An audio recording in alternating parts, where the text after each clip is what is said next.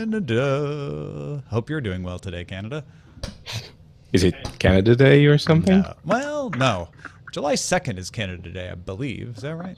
Oh, Canada, Oh, cold and frozen land. True patriot love in all thy son's command. Hockey scores along monkey shores. I don't know that Roger's singing the actual words. Maybe Really, wrong. what are the actual? You didn't see Who the gets to quotes. decide what the actual words are? I mean, we all have biases about everything, so We all have our own conception of what's truth. There is no truth. Everything is permitted. All right, including starting early. Oh, hi. Yes, that's true. We're gonna follow the code of the Assisum and start the show early. Are you guys ready? Yes, I was hiding. personally, I was born ready, but I can't speak for anyone That's else. true. That's true. There's a well-established fact. I mean, granted, we all have our opinions, but there are certain things that are just established facts, and that's one of them. Right. All right, here we go. Ah, press the wrong button. All right. What's that? You want to give back some value for the value you get out of Daily Tech News Show? No problem. Just head to dailytechnewsshow.com/support to find out how. This is the Daily Tech News for June 27th, 2017. I'm Tom Merritt, Patrick Beja, alongside celebrating 27th of June, whatever that is. I'm sure it's somebody's Well, birthday. I'm sure it's many people's birthdays, but personally, I'm celebrating the fact that I'm going to get hopefully 5 full hours of sleep before I have to take a plane that will take me to another plane that will take me to Salt Lake City for Nerdtacular 2017. Woo! And you'll be back on the show on Friday, so that'll be fun. That will be excellent. We will not be doing a show on July 4th. There'll be something in the feed like usual, but it won't be a full show. So there won't be a Patrick on next Tuesday because we're celebrating France's assisting us in rebelling against the monarchy of England. So you should. Yeah, so we're giving Patrick the day off as well. We are going to talk about Google being assessed a $2.42 billion billion euro fine by the European Commission for abusing its market dominance as a search engine in regards to shopping links. There are 2 other European Commission investigations still going on around AdSense and around Android, but today they got a $2 billion fine for shopping links. But let's start with a few other tech things you should know. Google has officially ended Google Talk. You'd probably call it GChat. Anyone who had been using the GChat app got to switch. Can't use it anymore. Got to use the Hangouts app if you want to keep chatting. One in the many applications or services that Google has shuttered. I guess it's good they're spring cleaning, I suppose. Yeah, it's good to simplify. Pandora CEO Tim Westergren announced he is stepping down as CEO as soon as a replacement is found. President Mike Herring and marketing chief Nick Bartle are also leaving. Pandora added former MTV, MySpace, and Sling Media executive Jason Hirschhorn to fill an empty board seat. I would expect Pandora doesn't last too much longer as an independent entity, is what I'm going to guess. So I know this is short, very quick mentions, but you were interested in this piece of news. We don't really, Pandora is not very big here. Do you see this as a sign that, well, yeah, as you were saying, Pandora is not doing too well and this doesn't look good? I don't know if it doesn't look good or if it's just, hey, you know what, guys? Pandora's never going to become Spotify. So let's just admit Spotify wins and let's go find a partner to buy us and fund us. I don't think they're in trouble of going bankrupt or anything. Tim Westergren's been fighting the good fight for a long time, and he's laying down his arms. Or his legs. I don't know what he's like. A new ransomware attack emerged in Ukraine and spread fast. This is not that funny. Systems at Ukraine's central bank, Kiev Metro, one of the local Kiev airports, the main local Kiev airport, power company Ukrenigo, all reportedly affected. No electricity supply problems, just systems getting locked up. Danish shipping firm Maersk also reported systems down at multiple sites. Other reports include Russia's oil company Rosneft, pharmaceutical company Merck, Pittsburgh Area Hospital, the law offices of DLA Piper, and on and on and on. Now, it doesn't seem to be as big as WannaCry, but it shares a lot of similarities. At first, people thought it was a piece of malware that's been kicking around for a few months called Petya, but Kaspersky Lab now believes that this strain is a different strain than Petya. So Kaspersky is calling it not Petya because they originally thought it was Petya. I have issues with that naming convention. I certainly hope it doesn't catch on. Wired reports several security experts believe the malware takes advantage of the Eternal Blue vulnerability, Kaspersky among them. That is the same vulnerability that was used by the WannaCry ransomware, which was patched by Microsoft in March. So if companies are falling to this, it's because they didn't have a properly patched system. NotPetya demands $300, and The Verge notes that blockchain records, as of now that we're recording the show 30 payments total, about $7,500 sent to the virus's Bitcoin address. So many things to say, and at the same time, we said many of those during the WannaCry debacle. Yeah, sure. I guess the one thing to add is, why haven't people patched the things? I understand that some systems are, operation critical, and it's a whole affair to stop the system and patch, and it might mean some other things stop working as well. But that's what you get. So patch all the things. Even more than WannaCry. The question is, wait, and you still didn't patch it? Of course. But this is the early moments. Like, this just started happening this morning. We may find that there is some part of this malware that can even infect certain patch machines in certain situations. That's not an impossibility. But it does seem like it's just systems that weren't patched. Yeah. Apple acquired oh, you wanted to follow up? No. All right. So I will. Apple acquired the German computer vision company Sensomotoric Instruments. Sensomotoric's assets include eye tracking glasses, which do real-time tracking with sampling at 120 hertz. Sensomotoric has also developed VR eye tracking to help prevent motion sickness. Yeah. So, we know Apple's into AR and VR. We talked about ARKit yesterday on the show with Sean Hollister.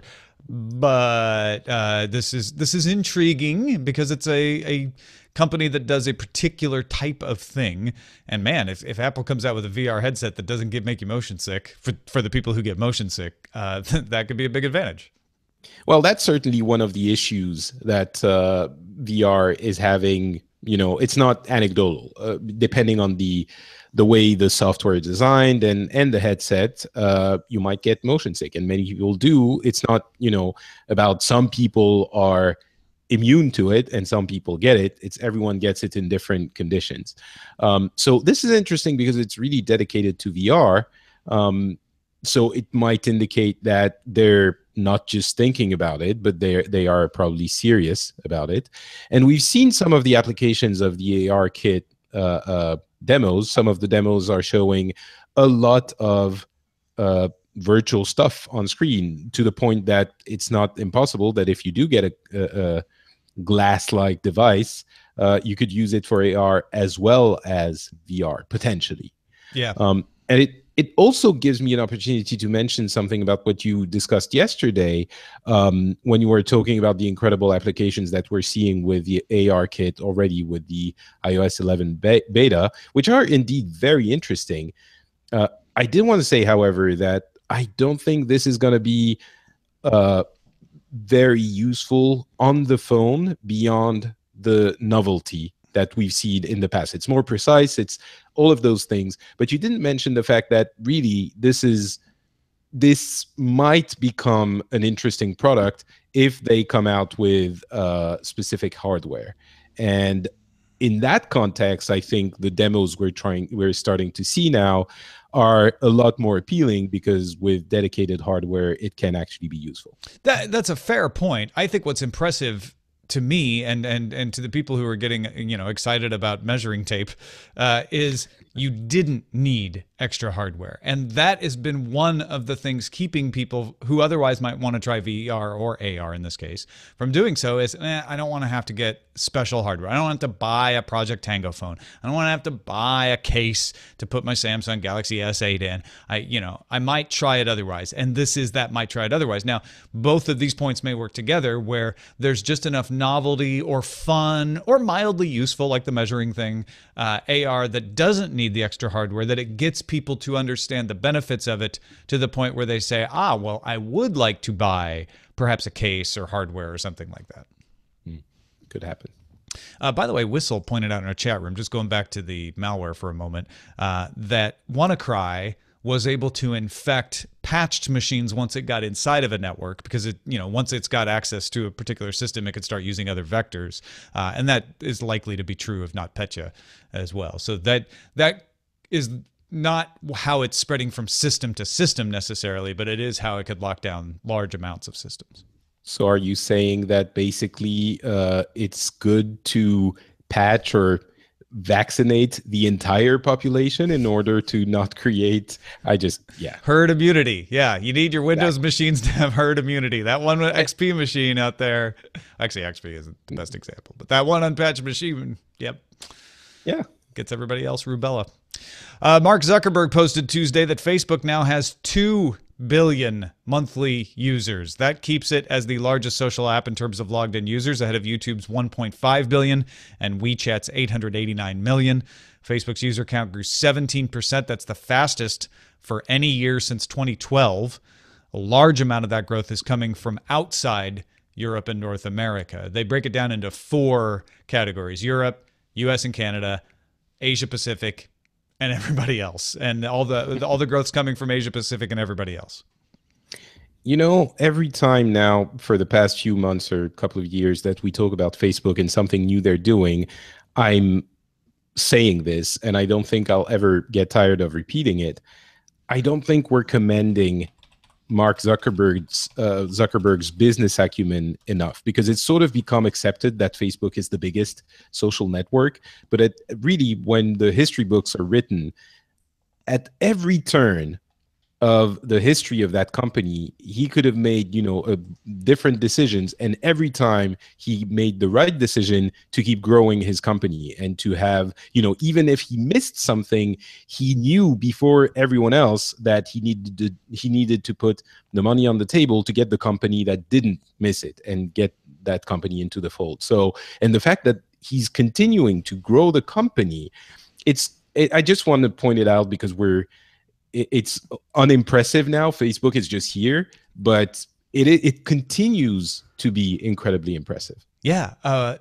First of all, best decision he ever made was hiring Sheryl Sandberg. She deserves a lot of this credit too. But he made the move to say, yes, I will take this person's advice. So that's good. Also, remember when it was like, well, you know what the next Facebook is going to be? Or, when Facebook finally goes away, well, Facebook isn't popular in the Philippines. Oh, wait, now it is. Oh, well, Facebook isn't popular. Oh, wait, now it is. Like, that's the other part of this is we forget that this has not always been the case. Like you said, Facebook has not always been at war with East Asia. It was pretty much, assumed that Facebook would go under like MySpace and Friendster did at one point. And it hasn't, to the point that even without operating in China, which is a significant handicap, it's a significant disadvantage, Facebook has a quarter of the Earth's population using it every month.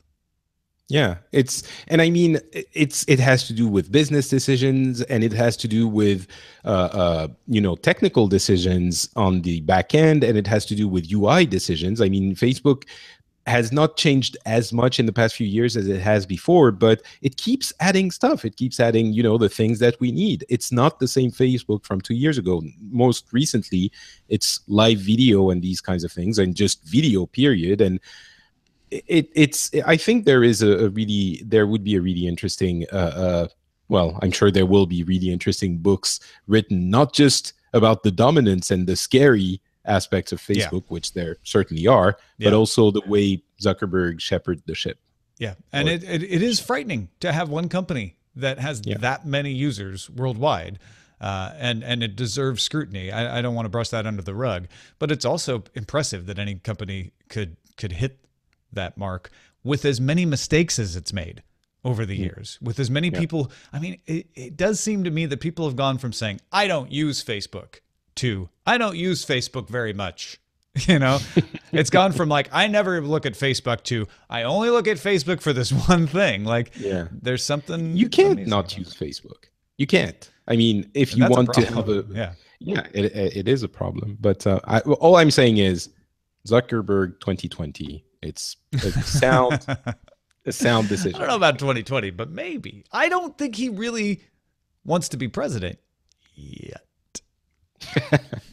Well, one change coming to iOS 11 in September that hasn't gotten a lot of notice is a blue bar that will show up anytime an app is using location in the background, even if the app is set to always use location. Previously, this only happened with apps set to use location only while using the app. Well, that's the other thing they mentioned at WWDC is iOS 11 will now give you the option to say only while using the app on every app. The app developer won't be able to eliminate that option. But yeah, if you have it always on, if the app says, we need to always be tracking your location, we promise we will only do it when it's necessary, but we need to be able to do it, this blue bar will tell you when it's actually doing it. And this is really, I mean, it might be a little bit of a problem because it's going to shine a light on some things that apps do that isn't, nefarious in any way. Some apps do need to use your location all the time in order to function, and you might want them to. And that makes it look suspicious. The fact that it's always saying, hey, so-and-so app is using your location, it makes it seem a little bit nefarious. But for many of the other apps and some of the, developers or companies that might have had not as consumer-facing policies or honest policies, this will also shine a light on them. And I think this is one of, all OSs are interesting in different ways, and all OSs and all companies have different interests. And I think that this is something that really can only be done by a company that has, well, its own interest at heart first, but also it's trying to protect its users' privacy as much as possible, which, again, I don't want to, make it seem like I'm defending Apple because they're the good guy. It's their business interest. Yeah. But the fact that they have such a big control over iOS makes this possible, and I think it's going to push the industry in a good direction. So it gives them the confidence to say, you're going to use the App Store, developer, whether we do this or not. And we think this is going to give us an advantage in the marketplace when people are comparing the way things work. So we're going to do it. And it's a pretty big thing. I mean, I don't think anyone would have thought that anyone would do this. Apple can, because they don't care about anyone other than Apple. But it's pretty big. And I wouldn't be surprised if, Google followed suit at some point if they can go so deep into the, the decision they make about the US, but they beat it. Let's talk about Google. First, if you want to get all the tech headlines each day in about 5 minutes, you can keep up. I give you permission to not listen to Daily Tech News Show every single day. If you fall behind, if you're traveling, it's a lot. We get it. That's why we do Daily Tech Headlines. It's only 5 minutes. Just listen to Tuesdays. And then always listen to Tuesdays. That's bad. But yeah, you can subscribe at dailytechheadlines.com. That keeps you in the know. And you can also get it as an Amazon Echo Flash briefing or on the Anchor app, and get lots of cool calls on the Anchor app at anchor.fm. That is a look at our top stories. All right. European Commission announced it will fine Google 2.42 billion euros for abusing its market dominance as a search engine by, quote, giving an illegal advantage to another Google product, its comparison shopping service. So the EU report states that Google's search algorithm often not only preferred its own shopping service at the top of results, but demoted rival commerce results lower down in search results, which combined with Google's search dominance in all EU countries constituted abuse. Google has 90 days to stop the practice and, quote, give equal treatment to rival comparison shopping services. Now, Google said it disagrees with the decision, no surprise there, and is considering an appeal. The EU has 2 other investigations into Google going on, one into Google's advertising search practices, which is the deals they make with companies to place Google ads outside of Google. These are the AdSense ads that show up on other people's sites. Google used to ask for exclusivity. They've stopped doing that as of 2009. EU is still investigating to see whether the agreements they make people come to are abusive of their market dominance. And the other is Android and bundling in Gmail, search, etc., and say you have to take these apps if you want to install our version of Android. Those 2 are underway, but this one is done, and they say you owe us 2.7 billion euros. I'm sorry, 2.42 billion euros. $2.7 billion. That's right, 2.4 billion euros. Why did I write it 2 different ways? I just confused myself doing that.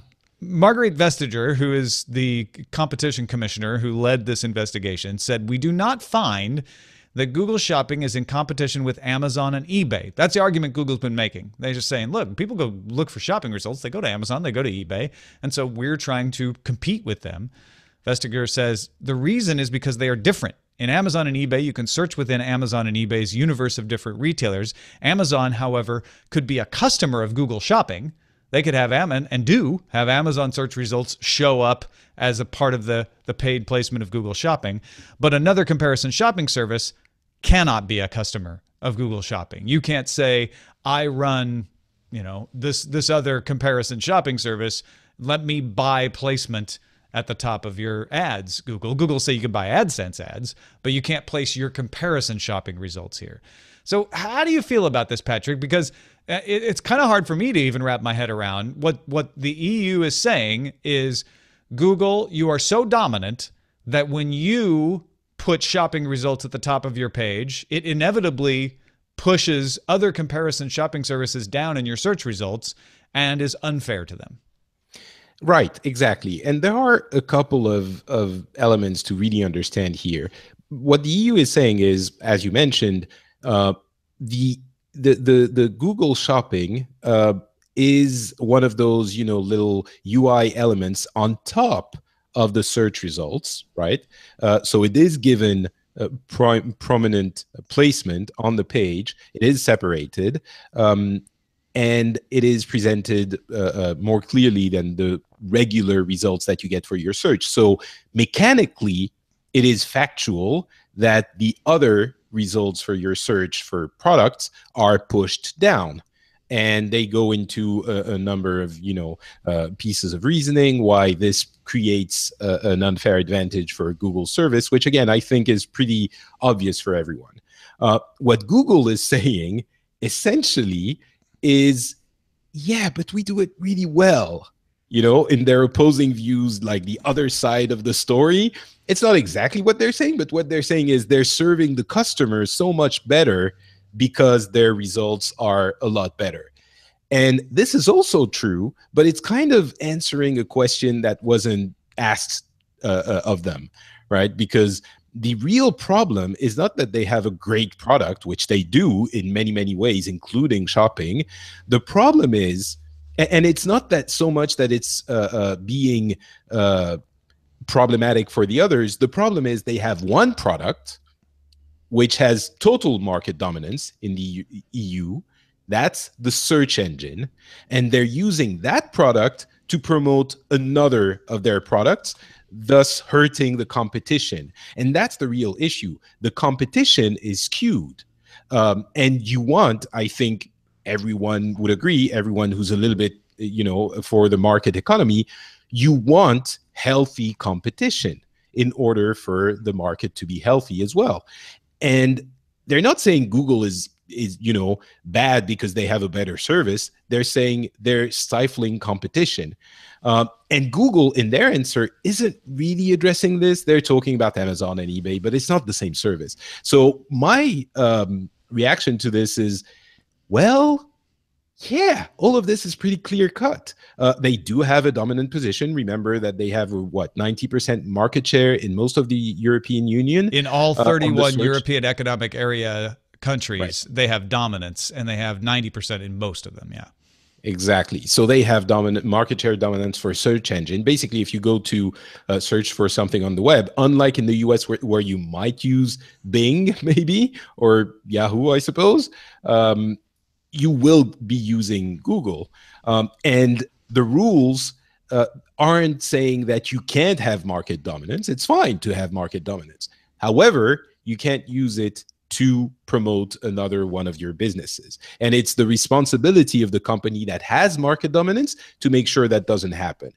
And we're getting into opinion land here, but I think that's a fair rule. And I think it's pretty clear that Google circumvented that. Well, maybe not willingly, but they're not circumventing. That's not the right word, but going against the rule. I have a couple of problems with that. Mostly that's right, and you've laid out the reasoning correctly. And it's hard for people in the U.S. to understand that because we don't have 90% market share of Google. There are people using Bing and Yahoo. It's not as dominant. Google, oddly, although very dominant, not as dominant in the United States. So you have to wrap your head around the idea that if a company gets that much dominance, it's hard for other companies to unseat it, right? And that's my first question is, okay, in the world of steel manufacturing, you know, if somebody locks up 90% of the steel manufacturing, it's really hard for a new steel manufacturer to get started because they can't make the money to get started, to get out there. Is it the same with search engines? Is it a harder barrier of entry for someone to compete with Google as a search engine? And the EU saying yes. And I'm like, okay, I think that is a question that could be debated, but let's go with that and say, but you know what? The fact is Google's been dominant for a while now, so nobody has. Then it becomes, are they abusing that dominant market position? Are they saying, well, basically, we've made it really difficult for anyone else to come up with another search engine. So since we're the only search engine out here, we can sway other areas. And what the accusation here is that Google, not even intentionally, actually the EU finding says, we don't think Google did this on purpose, but they are guilty nonetheless of swaying comparison shopping, the comparison shopping business, to Google. I don't know where the evidence of that is. Comparison shopping may not be a very good business because it's just not a very good business. I don't see evidence that Google's comparison shopping engine is used by a lot of people. I know that on paper, Google's saying, but people use Amazon and eBay as apples and oranges, but people use Amazon and eBay. They don't apple and oranges. They don't use the Google shopping engine because it's just not a very good business. And if Google is preferring its own really bad business, how can you tell if they're keeping others out of it or not? And at which point I'm like, you know what? Maybe comparison shopping just isn't an industry. I think the problem you're posing here is that it is one that cannot really be answered. Do other comparison shopping search engines, did they not develop because of Google or just because no, that's because not a very what the EU did was know. They spent all their time determining whether pushing someone's link down on a page reduced the clicks. We all know that's true. They didn't need to do that much due diligence on that. They could have cited another paper. They didn't say they didn't to do it to prove that it provided an unfair advantage. They went through. You can't just say it. What? No, you could cite other research that has been done and say yes, that shows that that's true. You didn't have to replicate the research yourself. What they didn't do was evaluate, does comparison shopping actually generate a significant business, and does it outweigh these other businesses? Now, I'm not saying they didn't address that. They did. But to my satisfaction, I don't think they did enough research into that. I don't think this is the best example of Google. Though. I don't think this is the best example of Google abusing market dominance. I don't see Google abusing market dominance here. I really don't. Google is putting something that most people don't use at the top of a search result. Okay, you know what Google is abusing market dominance with? Having people sign exclusive agreements saying you can't use another ad company. That is also being investigated, and I think that's worth investigating. What Google might be abusing market dominance with is maps, putting maps at the top, and maybe that will be investigated. But I don't find this to be the abuse of market dominance that the EU did. I'm not sure how to answer your concerns because you danced around the actual issue so much that, you know, everything you said is not untrue. But what you're saying is The central well, issue is, we did don't they know. abuse market dominance? And I don't see that they could have. Well, yes, they could because they have a dominant position and they're offering only this service. I mean, And if the they had issue put is- pictures, But, you know, I selling let you pictures finish, of, Tom. if they Let put their me fairy finish. picture search at the top, would you say, ah, they've abused their market dominance for searching for fairy pictures? Like, no. I think you're being hyperbolic, and that doesn't really hold as an argument. I'm just saying, not Comparison everything that shopping they put at the top of their page is an abuse of market dominance. Of course, but maybe comparison shopping is, and we don't know if there would have been a market for other search engine comparison search engines because they were killed before they could even develop. I mean, you could look at the United States where there's not as much market dominance and say, use that as a test case. And guess what? There aren't any. Sure, there aren't any in the US, but maybe there would have been in Europe. Okay.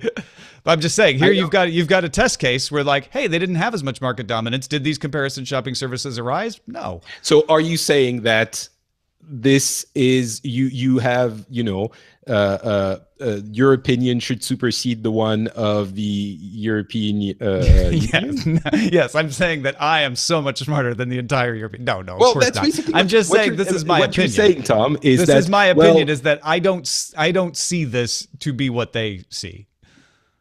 but I'm not sure that maybe this is an example of Americans being distrustful of government, but I'm guessing. No, now you're just that- tagging me with something that may or may not be true about me, but I don't think anything about what I'm saying implies that. Well, if you let me finish, what I'm saying is I'm guessing that they did the research and they did study it specifically to determine whether or not this is a serious problem. And I'm guessing I didn't look into it enough, but I'm guessing that they got complaints.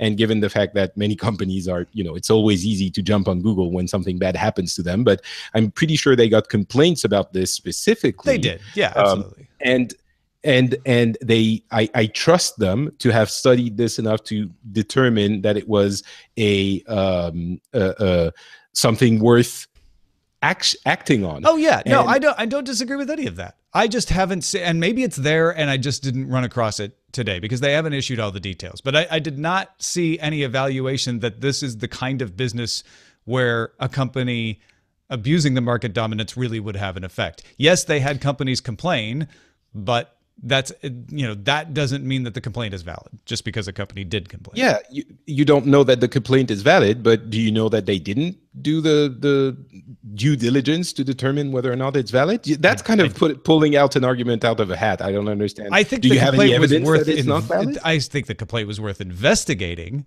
but from what they have said today, I don't see the justification for saying this is an abuse of market dominance. I don't see that this is an industry that be abused. And maybe tomorrow someone will send us an email, and they probably will, saying, here is the proof. Here is the investigation. Here's the data.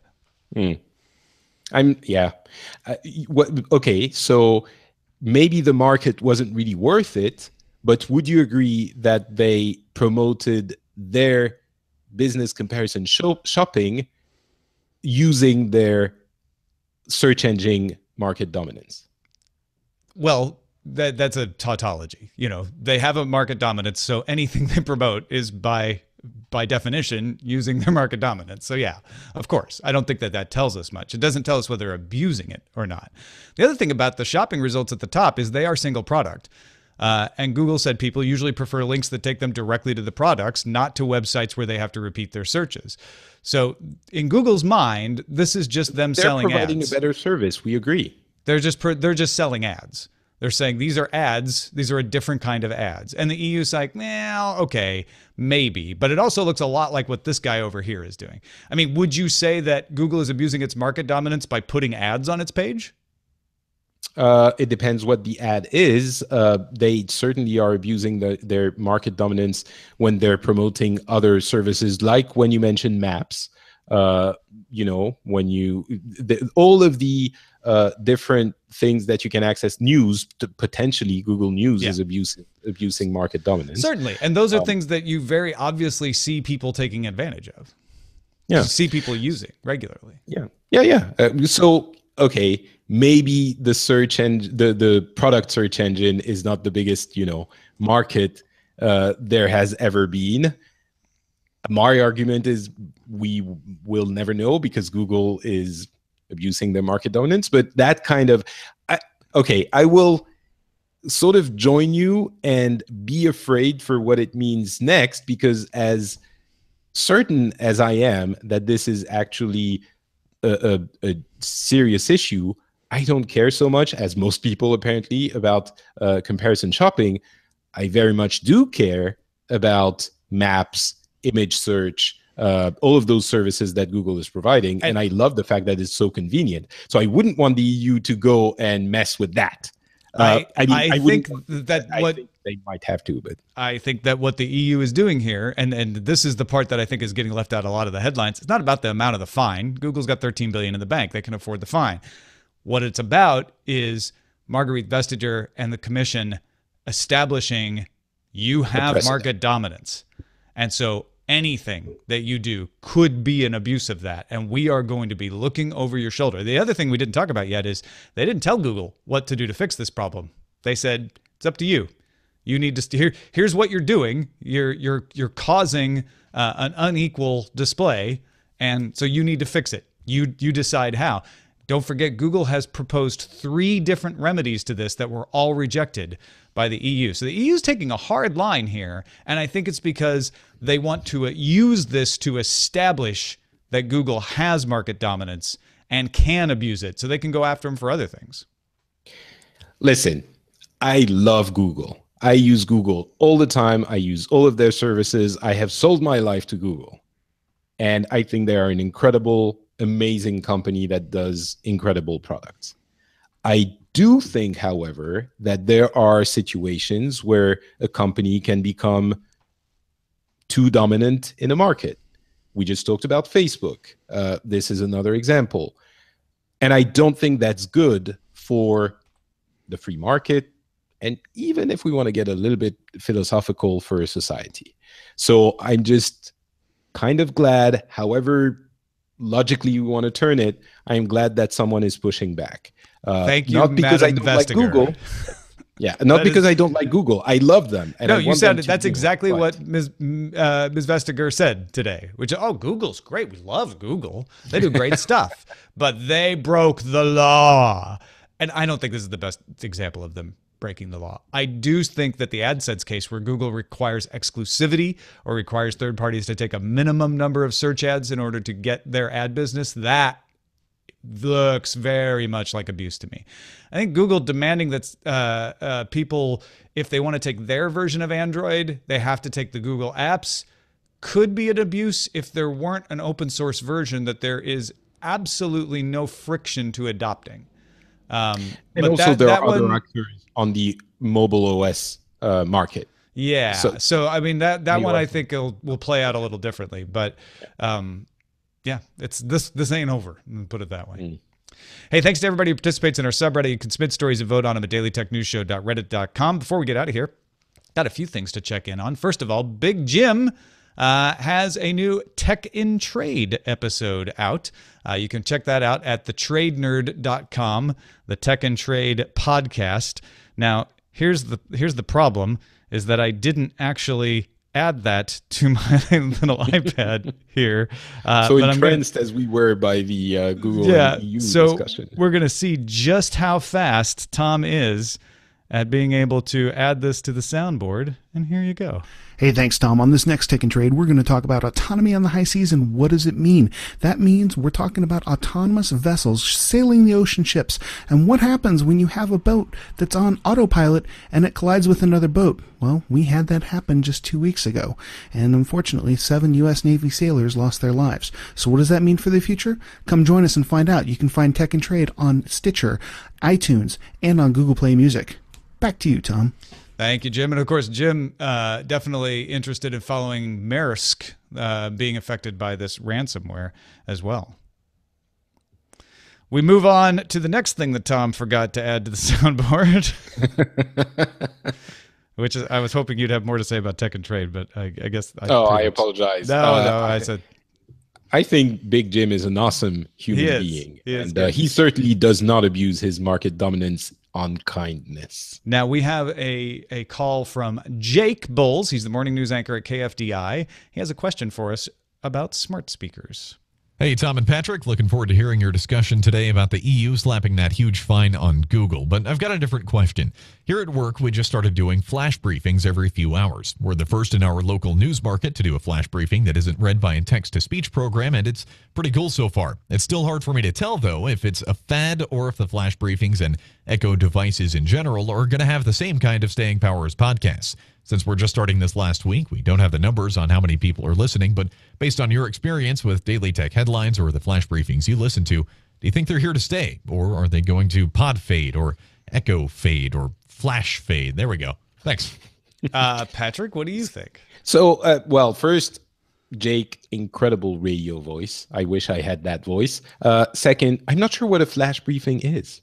On the Amazon Echo, you can say, play my flash briefing, and it will play whatever you've selected to be your flash briefing. So in the US, you can choose NPR or the BBC or Daily Tech Headlines. There's a bunch of different options that it will play you whatever the most recently updated version of them is. I really like that. And it's usually pretty quick, I imagine. Yeah, they have to be less than 5 minutes, right. And they prefer that they be at least once a day so that they're kept fresh. Mm-hmm. Yeah, no, I think it's pretty cool. It fits with the context of these, the Amazon Echo and these kinds of devices. I suspect that they will be around as long as those are around. Yeah, and I think those will be around for a while. Yeah, I think smart speakers won't always be around though. They'll sort of permeate into your other devices somehow. You'll always need speakers though. And they'll always be smart, is my guess. So maybe. And finally, Tinas in Cape Town wrote in regards to connectivity in Africa. We talked about the study yesterday that said that you can't just do connectivity. You have to do other things if you really want to get people to take advantage of the connectivity. Tinas said, connectivity is such a loaded word in this instance. Connectivity in Africa is driven by mobile because of the lack of fixed line. Bulk of that connectivity is 2G and 3G capable devices because 4G devices are too expensive for the bulk of Africans. So if you want to understand as to why being connected does not magically dawn the age of digital creation, it is because it is still a choice between being able to eat and being connected for the majority of Africans. Yeah, I mean, it is still a choice. I'm guessing, I'm not 100% sure, but I'm guessing that it was a lot more expensive before. And, that increase in connectivity is bringing too slowly, but it's bringing the prices down. So it doesn't happen overnight, but it might be one of those, the famous saying that technologists tend to overestimate what can happen in 2 years and underestimate what can happen in 10. Maybe we're still at 2. Yeah, no, that's a really good point. And I would amend what Tinas wrote. He said it's a choice between being able to eat and being connected. Apparently not as much, because the study said, hey, connectivity has spread. It's everywhere. Is digital content creation also spreading? And so it may be that I can afford to be connected. I can't afford to spend time creating content because I got to eat, right? And I think that's still a fair point either way. Thank you, Patrick Beja, FrenchSpin.com, the place to go to find out what Patrick is up to. What have you been doing there lately?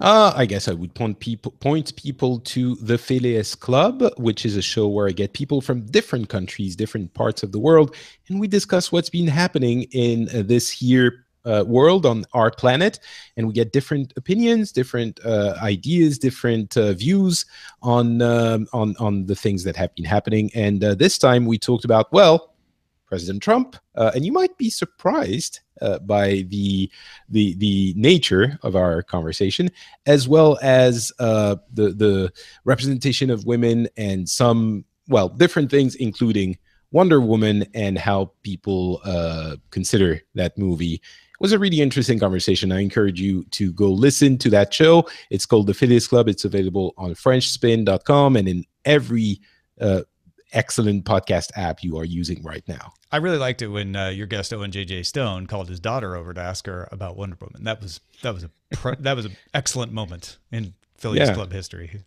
It was very cool. I was, a little bit disappointed that she didn't love it. That was one of the twists. Yeah, but it's she's okay. It's the way she answered that you got to check out. So check it out, FrenchSpin.com.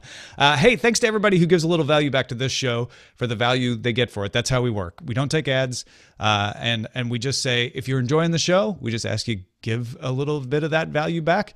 Eddie Vassallo, Daryl Wright, Angelique C. Murray, all have done that. Thank you to them and every single person who supports us at patreon.com/DTNS. Programming note, this Friday's episode will be an hour earlier. If you listen live, we'll be doing it from Nerdtacular in Salt Lake City. So this Friday, 3:30 Eastern, 19:30 UTC.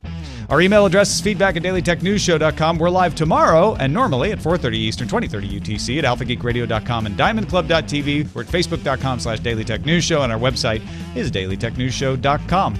Back tomorrow with Scott Johnson and special guest Rob Reed. Talk to you then. This show is part of the Frog Pants Network. Get more at frogpants.com. Diamond Club hopes you have enjoyed this program. Oh, also the Phileas Club. Why the Netherlands doesn't need a government. They'll be fine. They'll be fine. It's like 14 people anyway, right?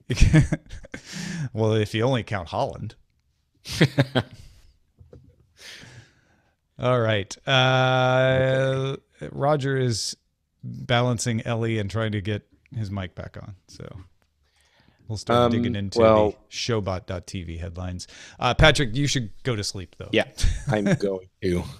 Thank you very much. That was awesome. And get some sleep, and I'll see you on Thursday. In a couple of days. Yeah. All right, Ben. Bye. Tom speaks Patrick Flail's arms. I wasn't watching the video close enough, I guess. Can you hear me? Nothing? Yeah, I can hear you now. Okay. Hey, where are you going? Europe, WannaCry, patch all the things. Nixon may have gone to China, but Zuckerberg doesn't need it. We are getting into opinion land. Patrick disagrees with Tom's disagreement. I kind of like that one. Apple comes to censor Modic. Where's the Google one? There's Google takes Google off of Google. EU says Google can't prefer Google services on Google. EU shopping for a solution. The EU doesn't trust Google. Digital herd immunity. 2 hosts enter, 1 host leaves. I like Patrick says the EU is right. Tom disagrees. That one's pretty good too. Okay. I agree with you, Tom, if that makes you feel better. Well, no. I'm not settled on that one. I'm still looking. It's not Petya. It's not Petya. No. I mean, I agree that you disagree with Patrick. Oh, yes. I agree with your disagreeal. I see what you're saying. I don't want to relitigate that case, but Patrick had really good points.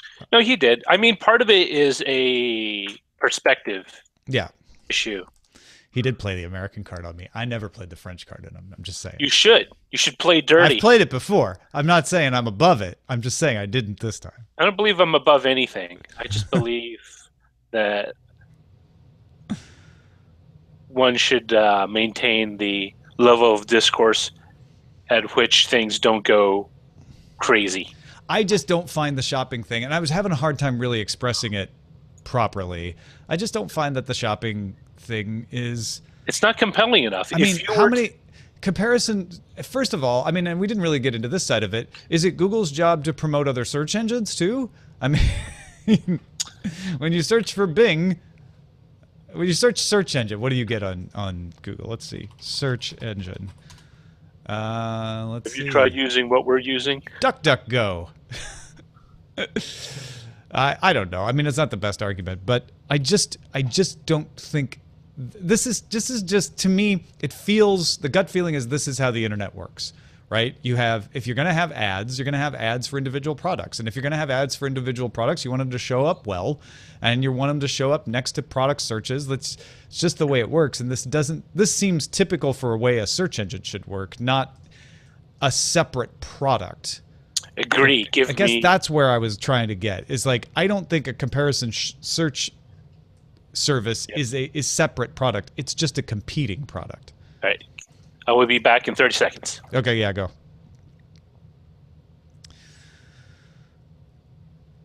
Yeah, the whole purpose of a search engine is find things on the internet. From my observation point, Patrick started to say that the EU wasn't right in its approach, but then Tom backed him into a defensive stance. Well, that happens a lot too. And that's way more interesting than us just agreeing the whole time. But we didn't make up our positions.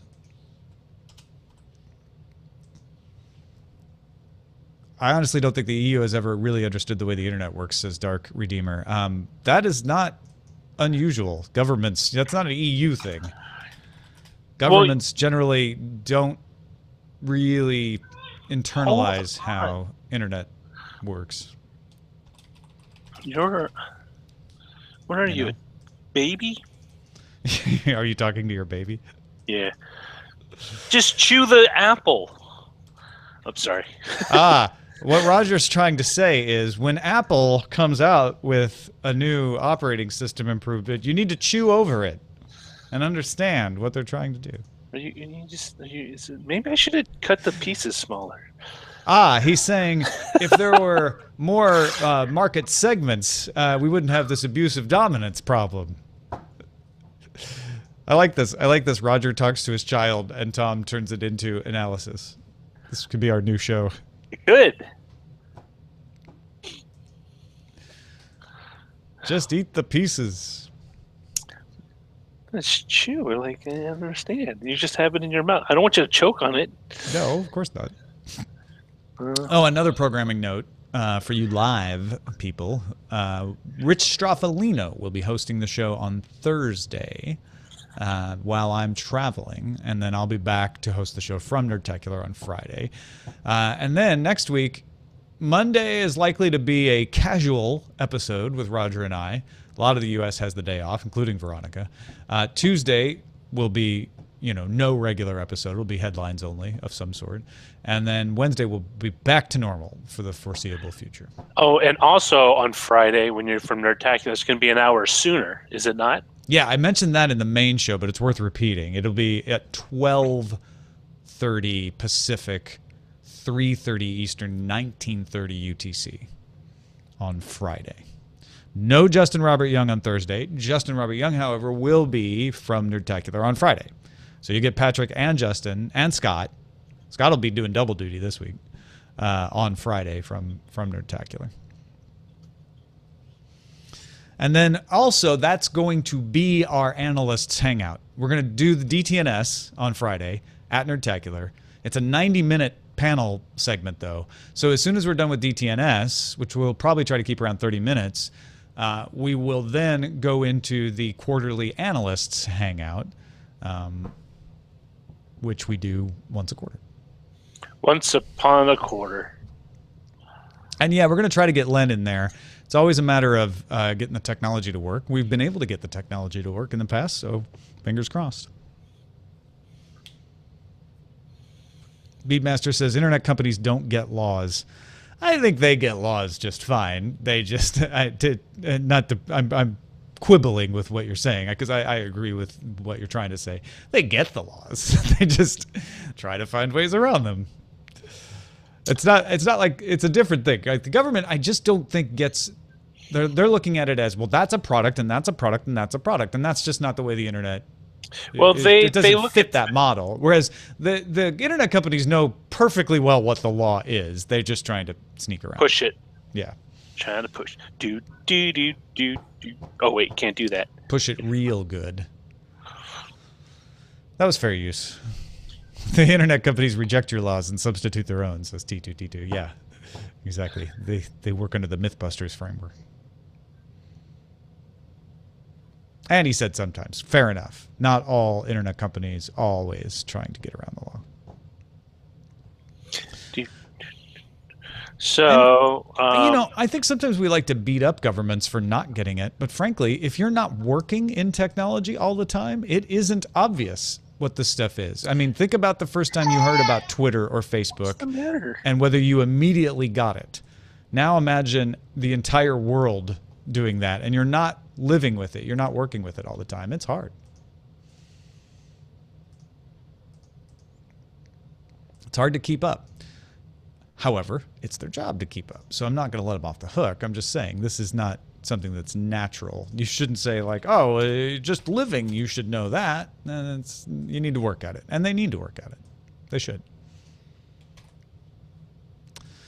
I don't even think they're not making an effort to work at it. It just doesn't always work. I think there needs to be more partnership and understanding these things. Maybe. There is. I mean, what's interesting is it's not just technology. And you can pick. I mean, there's a multitude of issues. Very good point. Like any specialized industry, how many of us understand the intricacies of logistics and shipping?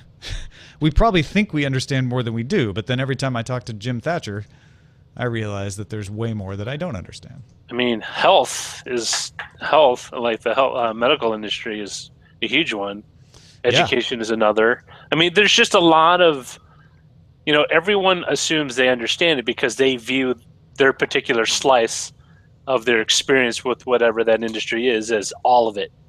That's not often the case. Even areas of technology, those of us who work with technology, I don't understand exactly how transit and the backbones work. I have a very rough understanding, but I rely on a particularly good friend of mine to explain that stuff to me. Sometimes he sends me things and he's like, this is really important. And I'm like, good. I'm glad you said that because I'm not sure that I could have determined that on my own. So it's you need to rely on the expertise of people who are in those venues, which is why I love our audience. Because we have people who are willing to say, oh, yeah, you know what? I work in that area. Let me tell you why it works that way.